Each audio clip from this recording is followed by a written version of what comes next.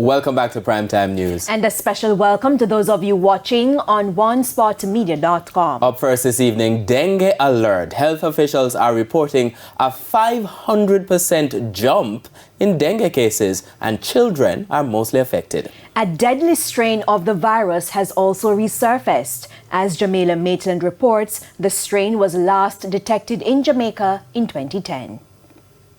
The Ministry of Health is warning the public about a possible dengue outbreak. During a press briefing Wednesday morning, Health Minister Dr. Christopher Tufton revealed that reports of dengue cases have more than quadrupled. As of Monday, September 11th, 2023, there were 316 suspected, presumed, and confirmed cases of mosquito-borne diseases, dengue, of course, being the specific designation. No, for us, it represents a concern, clearly not a panic, but a concern, because it is almost 5 times or a 5-fold increase when compared to the corresponding period in 2022, where 65 cases were reported. Of the cases, 39 are positive. Children between the ages of 5 and 15 are most affected.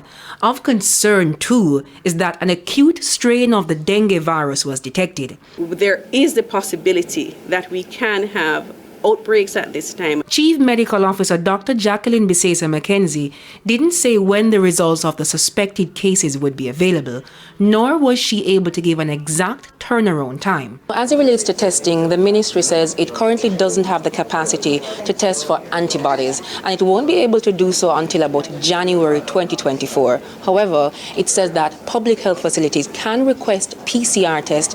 All the providers out there, all the hospitals, PCR for dengue is available at National Public Health Lab. And as long as we have the information and can decide that it's a PCR test that is to be done, we can give you a turnaround time within days. And for treating dengue, part of the call from the Ministry of Health and Wellness is to encourage parents to treat children who have a fever with paracetamol, and to avoid aspirin and aspirin-like medications such as ibuprofen and diclofenac. But what's causing an outbreak at this time? The World Health Organization reported that dengue cases increased during and after a period of heavy rainfall.